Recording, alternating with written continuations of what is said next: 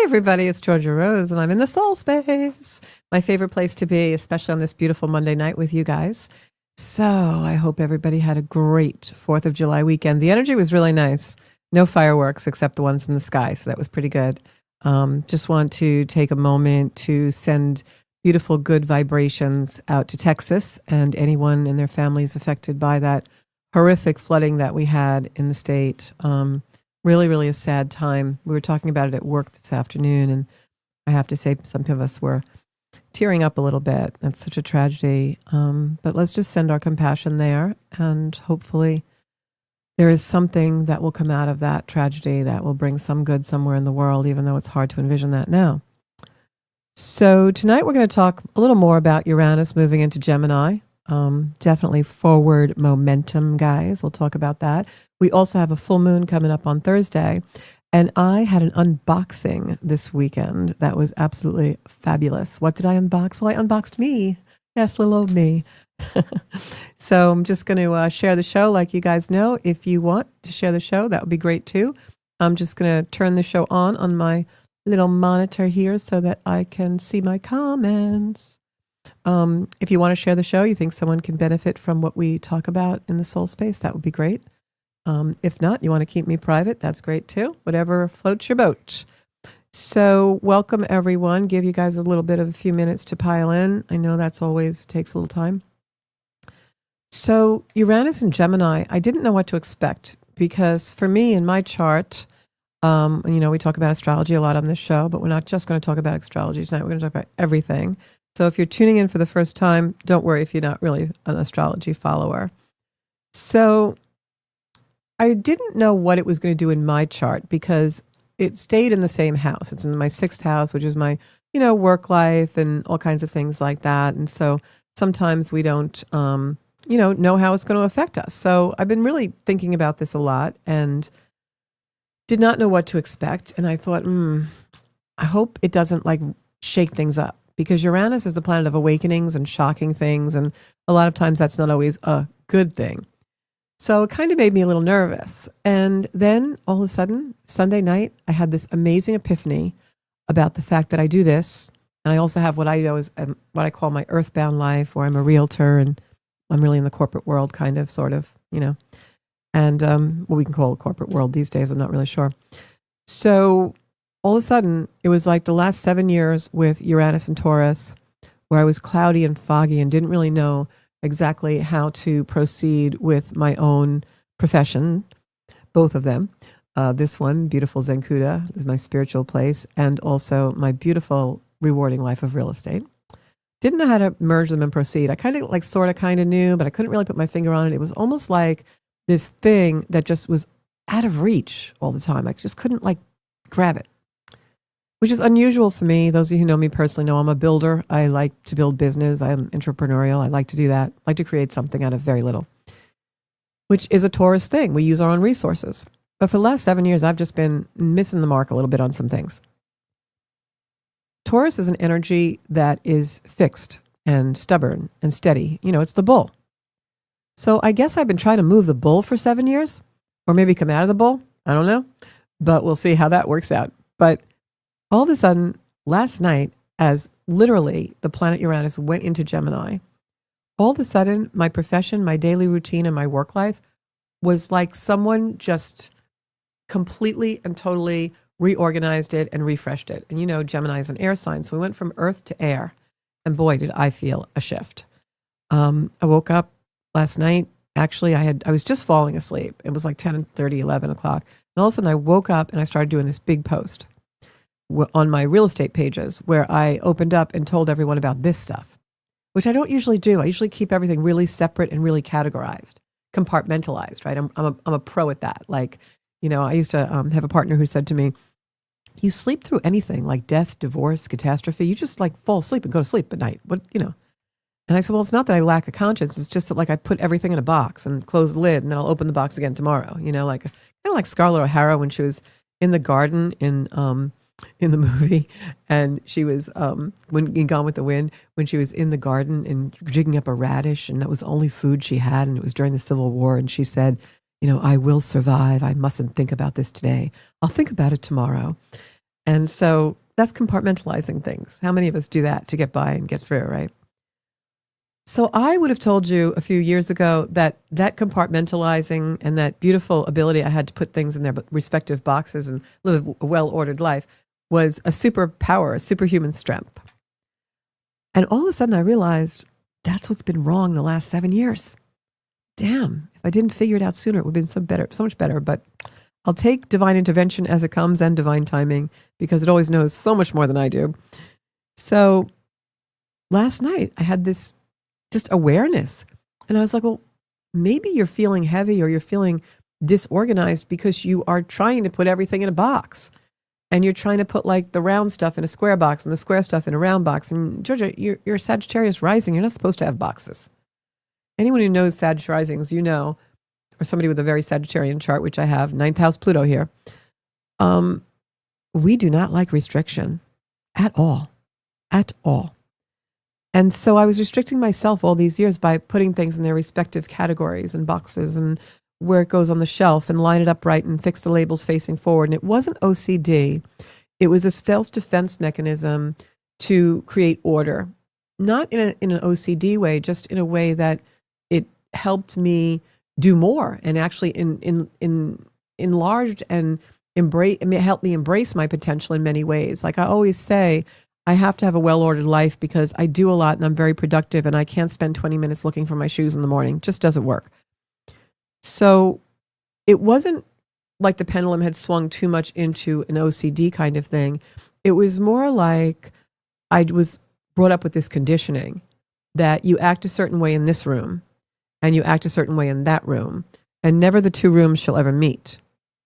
So it means two friend groups. You know, I have my work friends and then I have my Vancouver friends. I have my friends who come on the moonlit cruises and the full moon cruises on the boat. And then I have my friends that we go to business workshops with, and then, which is nothing bad. I mean, it's good to have diversity in your life, but not when you're nowhere being your true self, not when no one gets to experience all of you, right? And that's what was happening in my life. Hey, Trisha. Hi, Cheryl. So, so I think I had an epiphany and I decided to merge everything. So at the end of the show, you're actually going to see some real estate tonight. A shameless plug, right? But that's Uranus and Gemini. It's a paradox. It's two things can be true.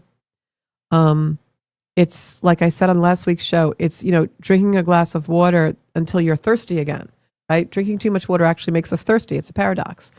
So putting things in their respective compartments may well order your life and give you energy and potential, but it's also extremely restricting. So things can be abundant and restricting at the same time. And that's what I learned. So I'm taking down the boxes. I'm unboxing myself. If you're a real estate client of mine, welcome to the show. If you are a spiritual client of mine, if you have a real estate need, call me. I guess I'm a spiritual realtor and I'd love to connect with you, whether it's in a sold space or a soul space. So we'll get back to that at the end of the show. I want to show you guys a little video, like a 1-minute video of a house I recently sold, and show you what I mean by soul space and soul space. So back to this beautiful Uranus and Gemini and how this is going to affect us. So for the last 7 years, it's been in Taurus, which is an energy that is earthy and stubborn maybe, and a little bit rigid sometimes. Think of the bull. If it doesn't want to move, no one's moving it. And so while the world has undergone changes, and maybe we've had a lot of change in our life, we still feel the same in a lot of ways. It's like these changes keep happening, but it's more the same. Like on the way over here today, I was listening for 30 seconds rather to the news. I don't really listen to the news a lot, but just enough to stay on board with what's going on. And they were reporting about the Jeffrey Epstein files and how now the powers that be, I don't know if it's the CIA, FBI, or I don't know who it is, Secret Service, whoever, that now they're saying that there are no files, that is nothing to reveal. And of course, Mr. Trump had, part of his campaign was revealing certain things and transparency. So now the consensus, the collective is up in arms about this. Well, that's exactly the energy. It's like things change, but it's more of the same, right? So that's Taurus energy. That's that Gemini, that's that Uranus and Taurus energy.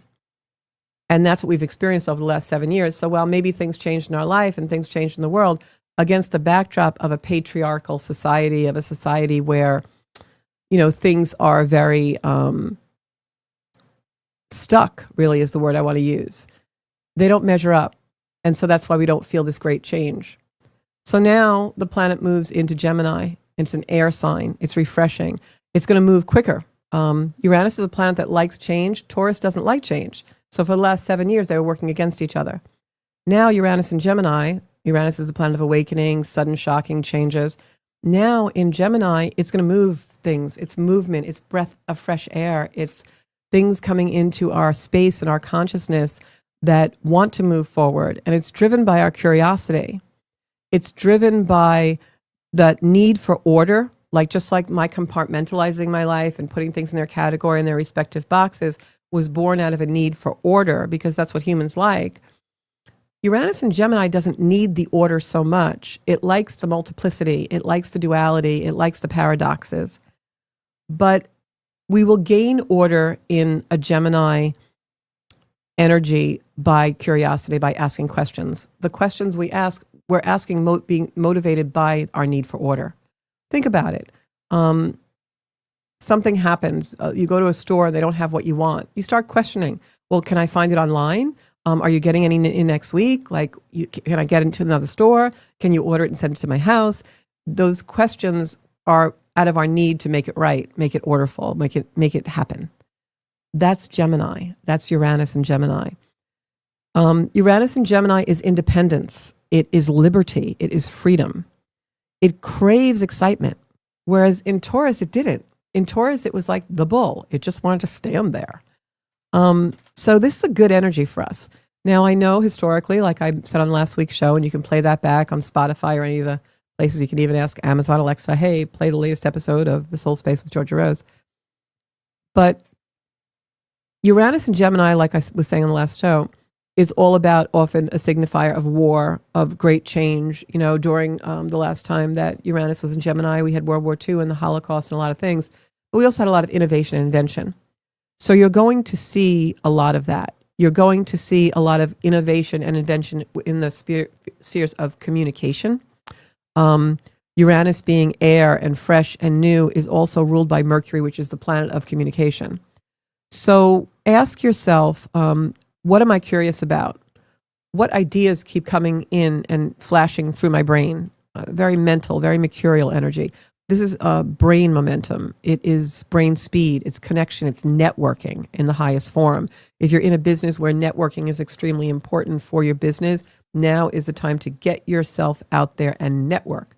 That's why I am merging my lives. Now, what's going to happen with Uranus and Gemini is it's going to retrograde back into Taurus for a wee bit of time. So is some other planets going to retrograde back into their signs for a wee bit. And then in 2026, this energy is like full force. So what I will say to you is this.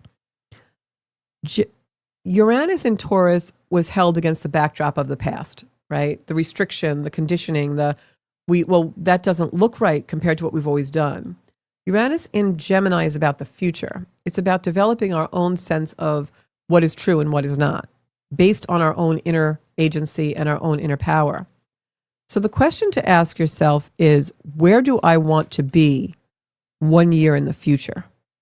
Because that's when this energy really comes in huge way. We're getting a glimpse of it now. We're getting the change now. We're getting the arrow pointing like, go here, get off at this exit. So where do you really want to be in the next year? Next time, next July in 2026, when this energy really comes in. It's going to be here for a while, obviously. But when this energy really hooks up with the other planets and we're full force into the new age, right?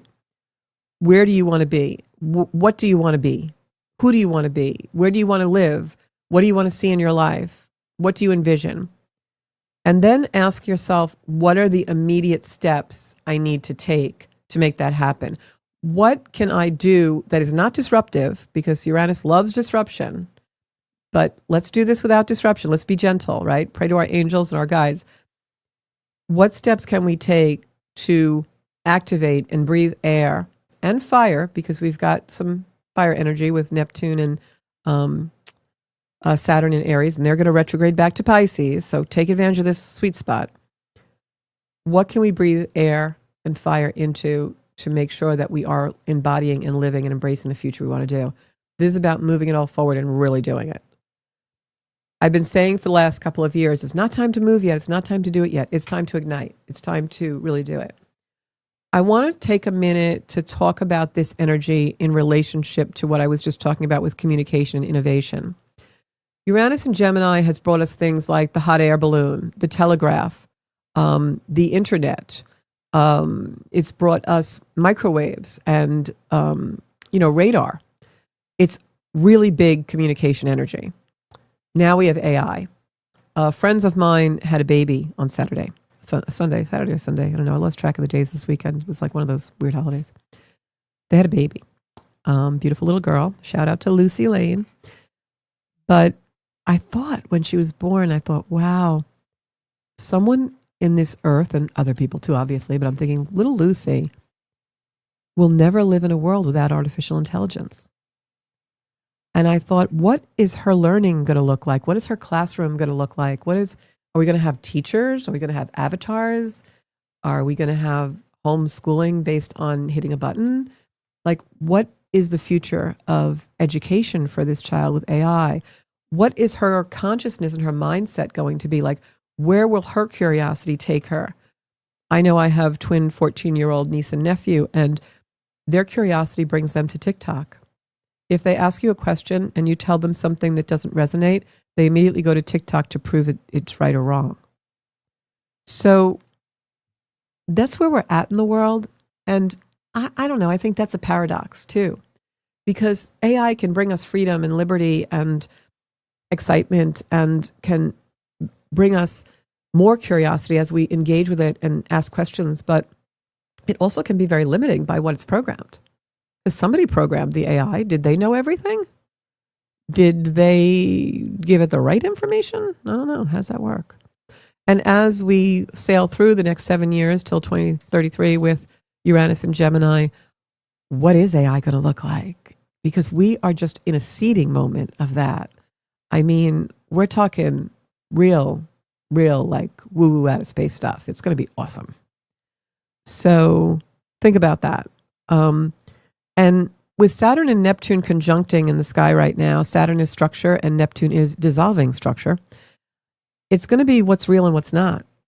So one of the things we really have to do is take responsibility for our own agency and what we believe, and filtering and finding our own space that is real and resonates, and where we have our own, little truth stick inside of us, where we can go within and be like, no, that's not right. Or, yeah, that feels right, based on our own intuition and our own way that we process energy and configure ourselves. Because this next 7 years is going to be a tremendous amount of, is it true? Is it not? What's real? What's not? I heard someone on a podcast talk about holograms and how we'll be able to have holograms in our living room and just ask it a question. Well, that's not real. But is it real? It's real, but it's not real. Is it true? Is it not true? Well, the only way we're really going to be able to gain our purchase, our grounding, our feet on Mother Earth, is to have a place we go where those things are configured and evaluated and measured against our own belief system, our own truth. And so what we're going to see in the next 7 years is we're no longer going to measure what's true and what's not true, what's real and what's not real. We're no longer going to measure that against those old paradigms and those old patriarchal systems and those old structures. We're going to measure everything against ourselves and what we really believe and where it resonates and what feels good and what doesn't. And so that's why I had my unboxing. And that's why I put my 2 careers and my 2 lives and my 2 belief systems together. I am a capitalist. I'll be the first one to admit it. I'm the American dream, didn't come from much and was able to build a tremendously beautiful business in my life and have abundance. And I'm also a really grounded, really spiritual. I don't believe in structured education and certain government structures and things. I believe in community and freedom. But I'm not liberal, and I'm not Democrat, and I'm not Republican. I'm just Georgia. I'm just a soulful person, and I believe in living my life really well used and putting my talents where they bring more love and expand more love in the world. That's really my belief system. So as these years unfold, it's going to be really important for me to stay in that, because there's going to be a lot of influencers and a lot of influence around us. There is now. But I want to be an inspirer. I hope I inspire people to stay in their own soul space and to find that. But I think what's going to happen and what the shift's going to be is we are no longer going to be influenced by those outside forces as much. We're going to be influenced by our inside forces and the connection we have to Creator, God, Buddha, Kuan Yin, the angels, the elementals, aliens, whatever floats your boat. And so I think that what we have to do is really exercise that. It's just like I remember when I had a heart issue years ago, and the doctor said to me, well, your heart is a muscle. You have to exercise it because you want to make it really strong so you don't have problems. Well, that's how the soul works. That's how your connection to divinity and your connection to God and your connection to soul works, is if you want to feel that in your life every day and be mindful and present, you've got to exercise that muscle. So I think that that's what has to happen. And so hopefully this show will inspire people to work on that. And, maybe we'll have a little bit of growth in those areas and expand love in the world. So the other thing about Uranus and Gemini, I'm just going to go through some things so that you can navigate the shift and balance, because this is the shift. This is a movement that's really going to happen in all our lives in some way. I'm going to stop and read the comments before I do that. Cheryl says, this is really interesting and scary. It can be scary, but the thing I want to tell you all about fear is, and this is a very emotionally mature thing I'm about to say, but I don't always feel this way, but this is what I try to really evolve to, is we have to have fear. Fear has a very primal reason in our lives. If we didn't have fear, we wouldn't be warned of things that can be detrimental to us. Just like the conversation I was just having with all of you about, influencers and how we are so dictated to by structures in the world.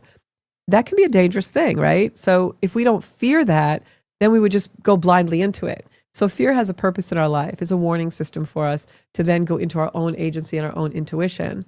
So in a way, fear strengthens us, right? There's so many different analogies about fear that we could talk about with that. So it is interesting and scary, true, but it's supposed to be. Trisha says Deepak Chopra is working on developing AI, a hologram, a few years back. Oh, wow. That's pretty cool. That is 2021. That's pretty cool. And 5 years ago. Yeah, that's amazing. I'm sorry, I'm squinting. I can't always see the comments. Yeah.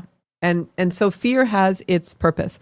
So a couple of things that can happen in this energy and what we just have to watch out for, not in a scary way, but just so we're aware and don't fall prey, is that sometimes we'll find ourselves overanalyzing. Gemini can be an extremely curious energy. So, put some that, I don't want to say boundaries, but just make sure that your curiosity is healthy and not paranoid, because it can get like that. Remember, this is a shift from gathering information. Sometimes, I literally get mental fatigue if I watch too much media, and I'm I just have to close the computer because I'm completely overloaded now. I don't even know what to do with all this information. There's so much information. What do we do with it all? It's too much. The brain can't compute. So you want to make sure that your curiosity and that shift of gathering information and blah, blah, blah, writing 20 million pages of notes about the show that's only an hour, you want to step out of that and make sure that you're gathering information that deeply resonates with you, brings you somewhere where you're integrating wisdom. Big difference. And that's what the shift's going to be. It's not just going to be an overload. It's going to be balancing the thinking and the intuition, which is really, really nice. So if you find yourself overloading yourself, instead trust your intuition. Go back to intuition. Why did I start looking at this in the first place? What am I really looking for? Where do I need to seek order in order to find that integration of the wisdom? That's kind of what we need to look at. This is also about sometimes the place that we are being called to trust our wisdom has to do with the sign that Gemini is in. Fittingly enough, it's in my 6th house, which is all about work routines. So that's where I'm being called to trust my intuition. You don't have to hide who you are, Georgia.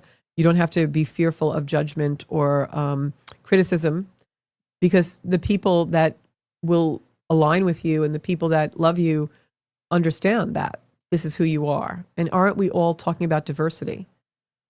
The lower octave of diversity is exclusion. So don't fear being excluded for your beliefs. Don't fear not fitting in.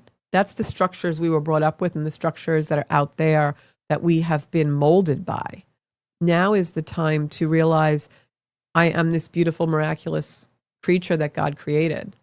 I remember one time, this is, going back about 15 years ago, I was in despair. I had had a lot of loss and I was in grief.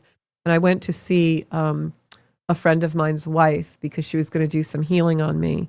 And she was an energetic healer, and I was just coming into those kind of things.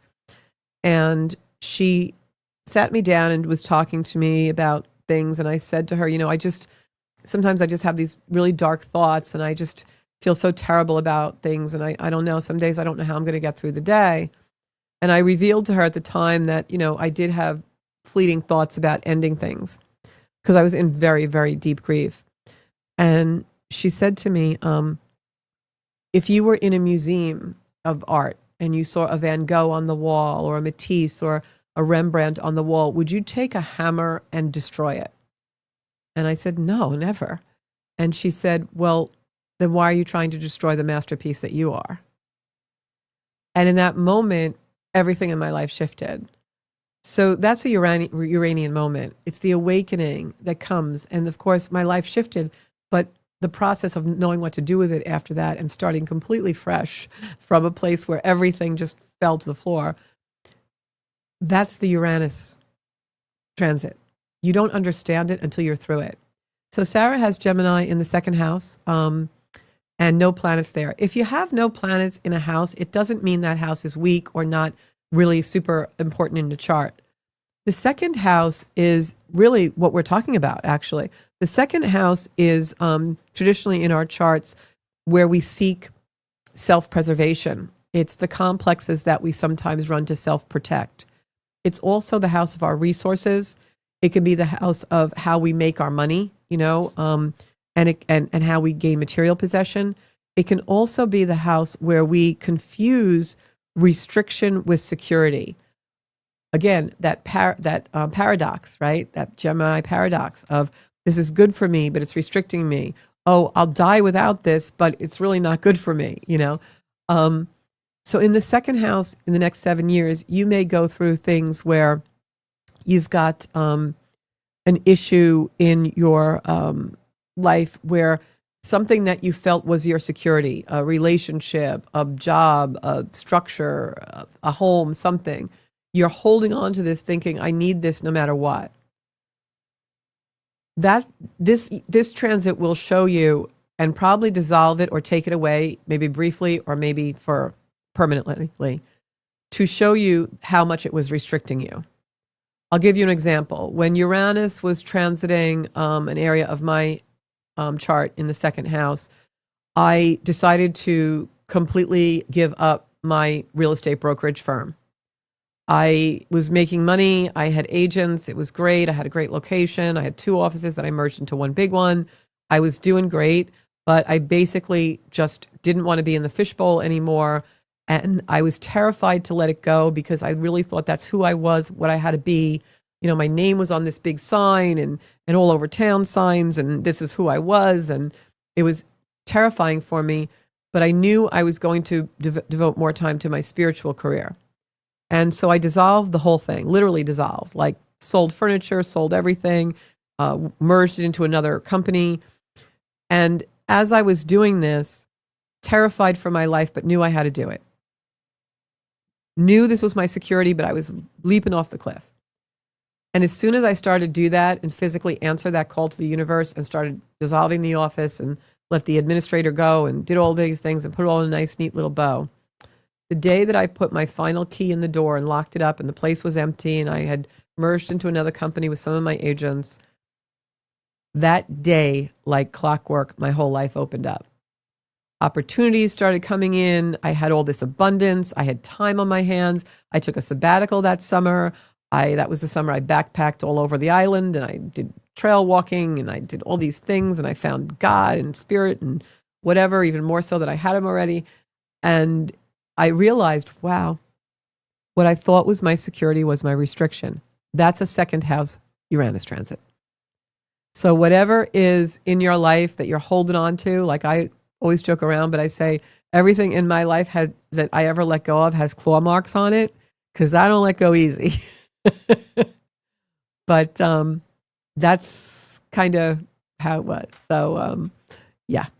So that's the second house. But it can also take something, if you've already learned that lesson, it can take that, situation or relationship or thing or whatever.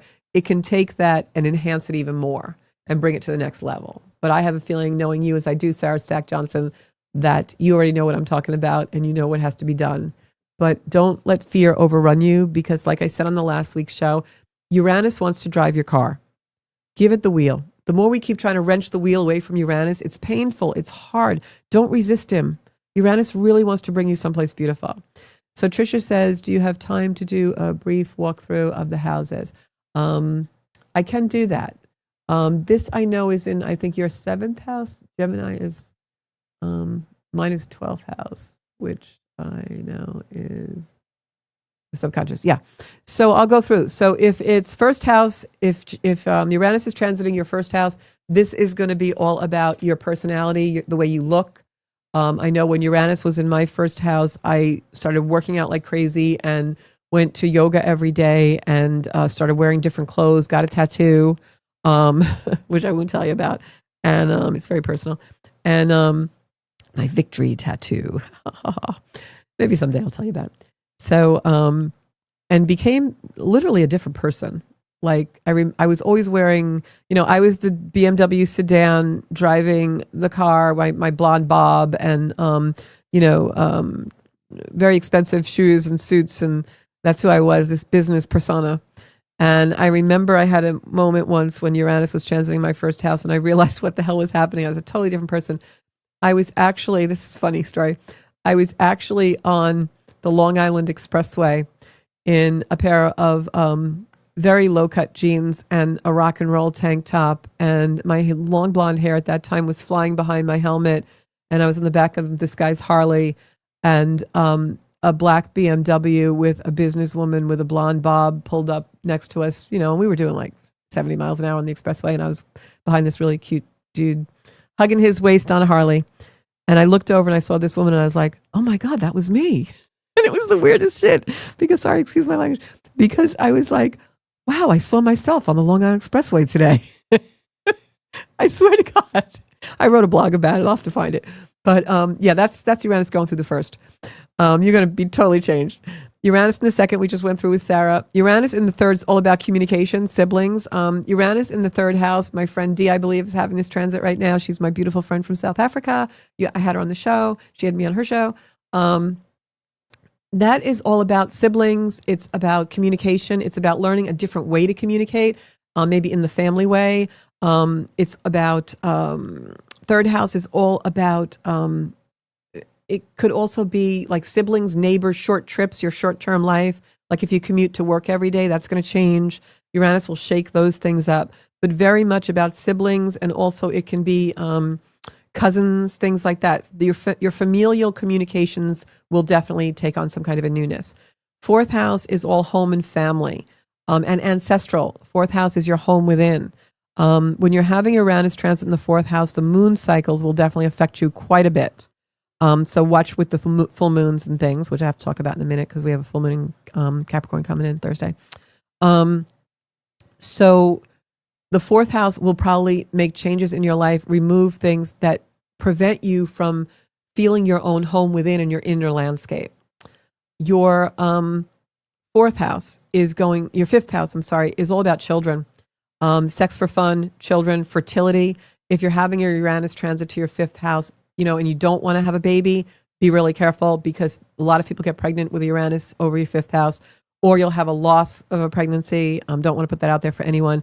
It's just changes in the fifth house energy. It might be children moving in and out of the house. Your kid goes to college, or you have a new baby.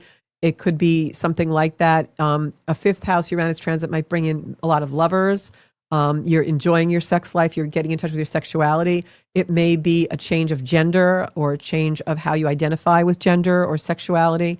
The sixth house, where it is for me, is all about your daily routines, how you work, your actual occupation, not so much vocation, but occupation, your daily routine, your health, your body, your physical body also. It can bring in a lot of health issues. The beginning of Uranus in Taurus in my sixth house did that. My mobility was affected for 2 years. Now I'm fine with that. In the seventh house, it's all about relationships. It's not uncommon when you have Uranus going through your seventh house for relationships to come in and out of your life. Loss and gain, short-term relationships. A relationship that's long-term maybe will seem like a new relationship, or it will dissolve. If the relationship is good for you and is inspiring to you and enhancing love and your soul purpose in your life, it will absolutely be enhanced. If it is an energy that is from the past that you feel restrictive or repeats, repeats energy from the past relationships that's not good for you, it will probably dissolve. Eighth house is all about other people's money, and also your soul space, your transformation as far as your, dogma, your religious beliefs. You're not in the sense of like church structured religion, but in the sense of like the soulfulness, like transforming your soul, like what your soul came here to do. That's the eighth house. So you're going to have some very deep, deep changes that affect what you do, your cosmology in that sense. The ninth house is education, higher education. And also with the Uranus transit there, it's going to be travel. You may meet someone from a foreign country that's very influential, a relationship possibly, a business partner.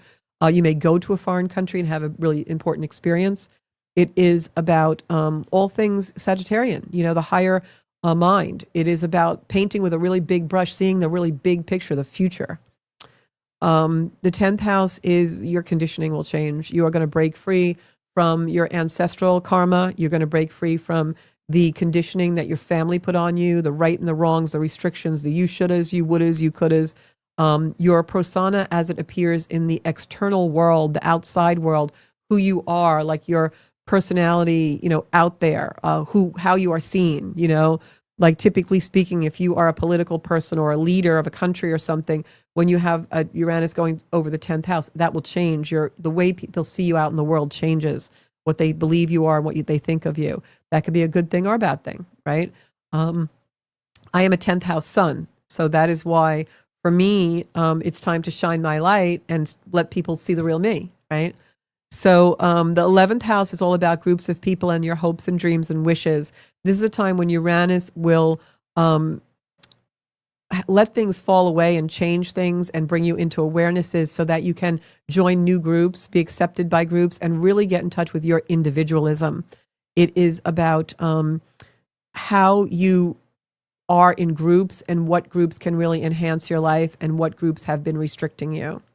And then, of course, the 12th house, like Trisha mentioned, is your subconscious. It is about, what your soul journey really is. 12th house transits are very difficult in the sense that they're very deep. This isn't about, I'm going to buy a new car. This is about, wow, I always wanted to, go stay at a hostel in the Himalayas, and it's time I quit my job and do it. So that's really what it's about. So I see Tess says the word combining. Yeah, combining. Integration is really, the thing. Gemini energy, Uranus, and in Gemini, it wants to bring us the duplicity, the multiplicity, so that through our curiosity, we integrate it all and we relax into it and we allow that wisdom to be integrated into diversity and realizing like not everything has to be a certain way. The suit doesn't have to be navy and pinstriped. It can be the purple dinosaur, all things considered. But I think we're definitely going to drop down into our energy of living from our own purpose and living from our own soul purpose. So I'm so glad we have the soul space to talk about all of this. So the other thing I was going to say is that we have this full moon coming in Thursday in Capricorn. And the full moon in Capricorn normally would be an energy of discipline and structure. But because we have this energy in Gemini and communication, Capricorn can sometimes be the ego mind as well. So what I'm going to say to you is the next couple of days, just watch your communication and really listen to people, because the ego can come through. So if you're a real talker, or if you like to jump on people, or just mind that in the next couple of days while this full moon comes in. Because normally in a Capricorn full moon, we have a lot of discipline and structure, and it's a full moon that makes us want to strategize, kind of, like, what's the strategy? That's Capricorn, they climb. But the really high octave of Capricorn is not just to climb the mountain, it's to get to the top and then look down and survey what we've seen, and look down, from that eagle perch and be like, I'm seeing things I never saw before. That's Capricorn energy. That's what it's meant to do. It's meant to ascend in order to see everything, in order to take it in, from these purchases. It's the mountain goat. If you ever look at the mountain goat, it climbs a few steps and then it rests and looks down, and it just stands there and takes in the scenery and processes it for more wisdom. That's the Capricorn full moon.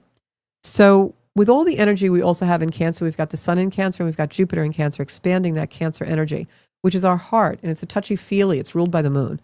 So with a Capricorn full moon and those energies in Cancer opposing it, what happens in this discipline, structure, Capricornian energy is we go within. And I think we're going to feel a little more soulful and a little bit more able to really get in touch with our internal landscape. And coming out of that with some structure where Saturn gives us the energy to really put things into form that maybe in the past we've only thought about, or they've only been ethereal. Now in this Capricorn full moon, which is Thursday the 10th, I think that especially if you're having talks with someone or you're communicating, things get real. We have all this Gemini energy of what's real, what's not real, but I think this Capricorn full moon will ground us into seeing our truth and allowing the bravery to expose that inner landscape and be a little vulnerable and not go into our shell so much. Just be really careful when you're having those conversations that it is very Gemini in the sense of on, off, listen, talk. Gemini is that duality that in its highest form is compatible. And so we want to give the other person a chance to speak and make sure that we're having conversation with others who allow us the space to speak and to be who we are and to come into that space, not just waiting to reply and get our 2 cents in, but really deeply listening to the other. That's going to be the energy of this Cap full moon. So it's a great night to, grab your honey and go watch the moon, and to have that talk, or maybe, cook a nice meal together and ground into what's really, truly just sensuous in the sense of our 5 senses, and feel groundedness in that, and allow things to come forward freely and organically. Really beautiful time for that, I think, with the Cancer and the Capricorn. That's my interpretation anyway. So again, the prompts for this energy are going to be, where do I want to be a year from now? What does my future really look like? And what steps do I need to take to gain access to actually be able to envision and feel and touch and taste and make reality where I want to be in a year? And what kind of immediate steps can I take without disrupting my life, so that I'm doing this in a gentle way that's most positive for me? So when I asked that, it was all about me integrating my life, my business life, with what I do for my earthbound life, which I love because I've always used my real estate career to serve my community. I've always used my real estate career to really sincerely and truly help people. And I've loved every minute of that. And I will continue to do that through the ages until I absolutely can't physically do it anymore. But now this soul space is now in the balance to be just as important as those things. And I love spending time with you. And I'm going to, in integrating my life, let you guys know where to find me. You can always message me on any of my Facebook sites. If you're interested in my real estate, you can just look me up as Georgia Westcott. But I'm going to close the show with a little video of a home I recently sold, because one of the things that I'm combining and integrating with my sold spaces is being soulful. And so I love that I get to sell people a place for their soul and their soul space. I think your home should be that. I think your home should be your sanctuary and your place that at the end of the day, you can really come home to your own soul space. And so this house in particular that I recently sold in Babylon Village, Long Island, was very old. It was built quite a long time ago. And the house had such beautiful features. Maybe they weren't like, I don't know, cookie cutter like the norm, but neither of my readings or anything that I do is never cookie cutter. It's always completely personalized for you. And this house was so personalized and it was so beautiful that this young couple got it. And the bonus was the day they moved in, the following day, she gave birth. So it's just a beautiful place for them to raise their family. So if you're looking for your soul space and sold space, please do call me. And this was my most recent sale at 139 Prospect Street in Babylon Village, the house known as Deary.